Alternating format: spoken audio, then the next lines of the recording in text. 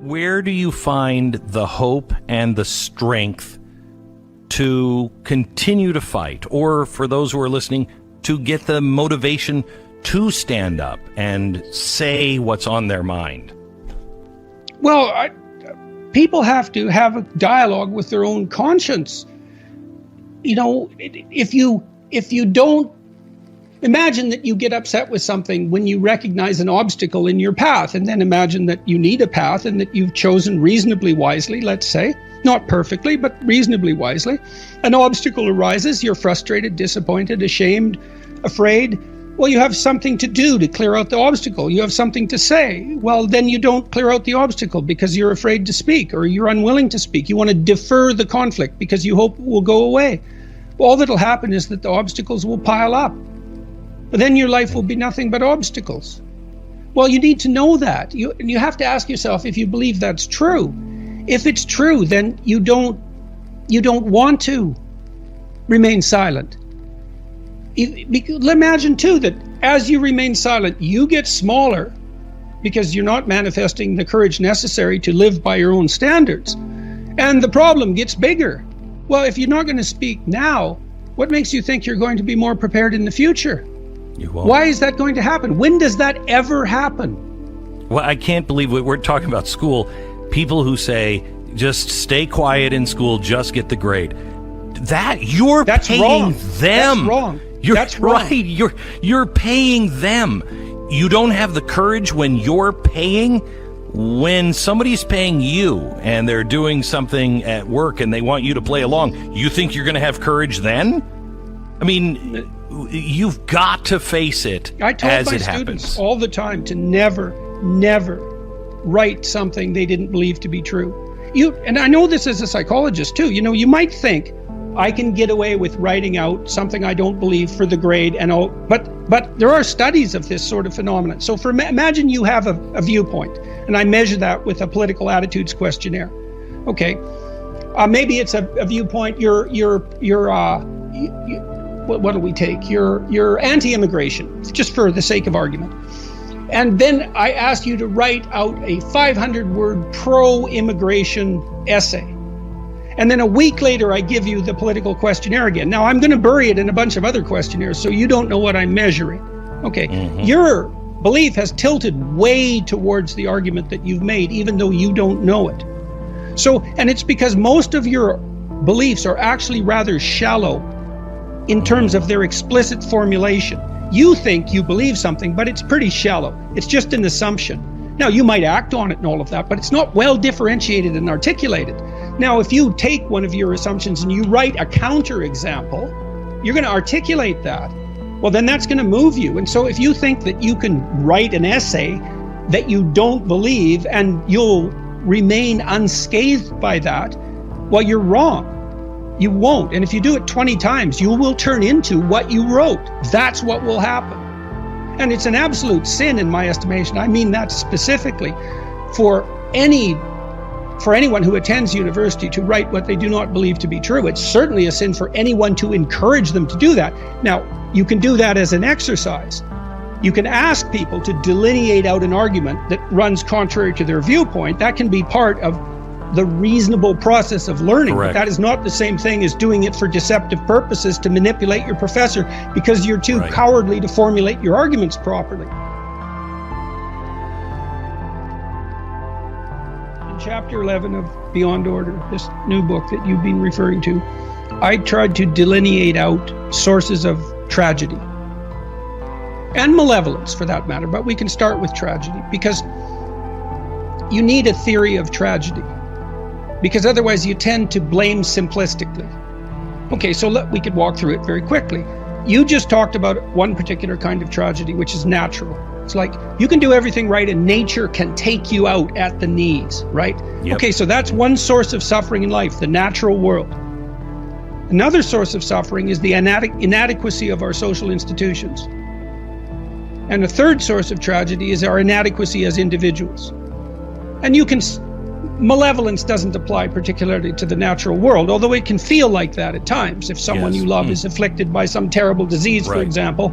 And we tend to think of that as particularly malevolent when we admire the moral stature of the person so affected, right? But it's somewhat unfair to attribute malevolence to nature.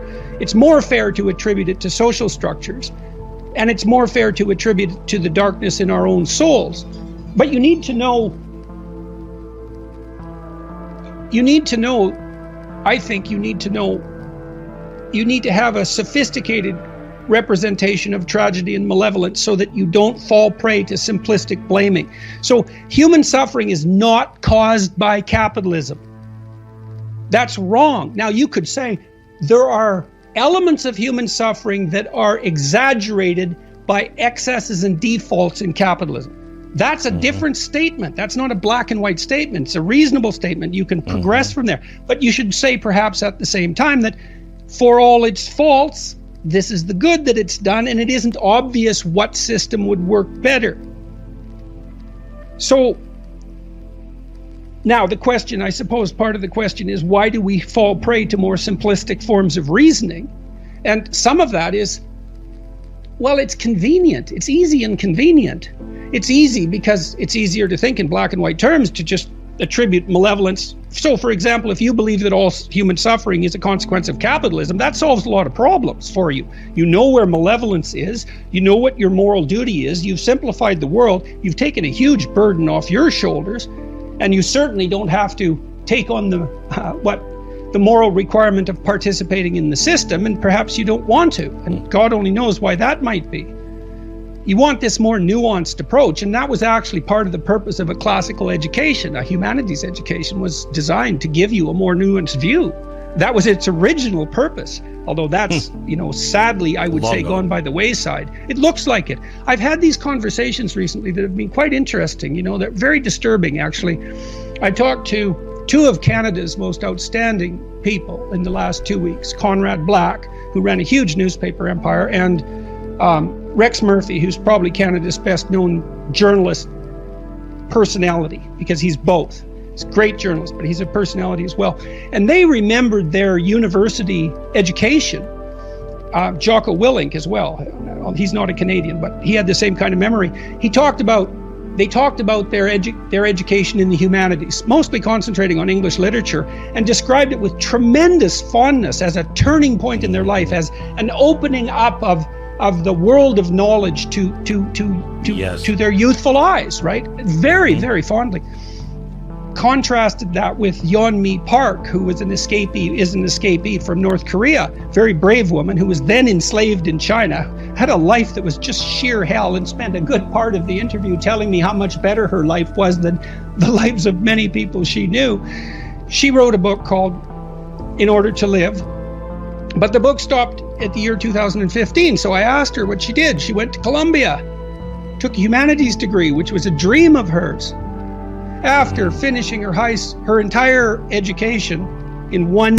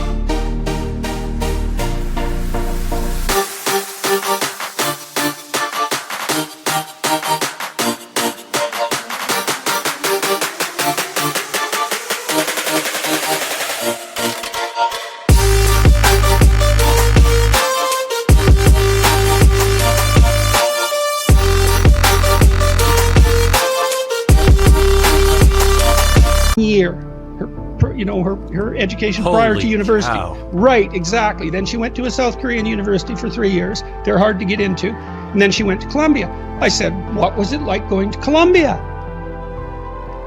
taking a humanities degree, from this escapee from totalitarianism who was once enslaved, got to go to one of America's august institutions and be trained in the humanities. Someone who'd been exposed to George Orwell and who was motivated to write because she read Animal Farm, understood the power of literature. She said it was a complete waste of time and money and that she was afraid to say anything. Wow. Yeah, wow. It's a hell of a thing to hear when you're a university professor. If someone has said rude things to you, for example, says a rude thing to you, maybe you shouldn't respond immediately even though you're very irritated, because maybe that's just an impulsive response and one that you'll regret, one you make in anger that you'll regret. And so I would say, when you're dealing with someone and you want to chastise them, then you should wait for them to sin 3 times, right? So the first time they're rude to you, you think, oh, well, they're probably having a bad day, or I misunderstood, or I'm rude sometimes too, and I'll just let it go. But you don't forget, and you don't pretend it didn't happen, and then it happens again, and you think, well, that could still be fluke, that could still be situational, so maybe I'll just hold my damn tongue, but I'll remember. And then the third time they do it, then you think, no, 3 times, that's a pattern. And so then you can go to them and you can say, look, this happened, and then maybe they deny it, and you say, well, yeah, you can deny it, but then this happened, and maybe they deny it, and you can say, well, you can deny that, but then this happened. And 3 times the charm. And that's a time when you should stand up for yourself and say what you have to say. Look, you have to put yourself in a position where you can say what you have to say. You have to think it through. You have to have a plan. And you can't just launch yourself off the edge of a cliff and hope that God's going to catch you on the way down. And it's definitely the case that if you have some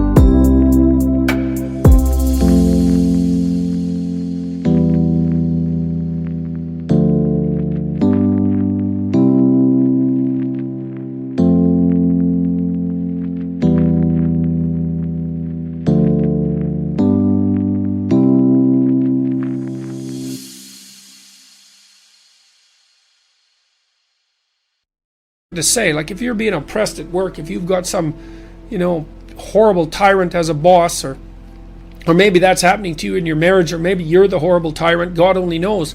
There's things that have to be said, but that doesn't mean you can just blurt them out. You have to have a plan. You have to figure out what you want to say. You have to make it as minimally troublesome as possible. You have to have the goal that you want in mind, and you have to have a backup plan. Like this, the sort of thing that you're talking about, where you need to say something. That's like a little war. You don't want to walk into that unarmed and unprepared. Now that doesn't mean that you should, that means that you should set up your life so that you're firmly enough anchored in a variety of different ways so that you can say what you need to say.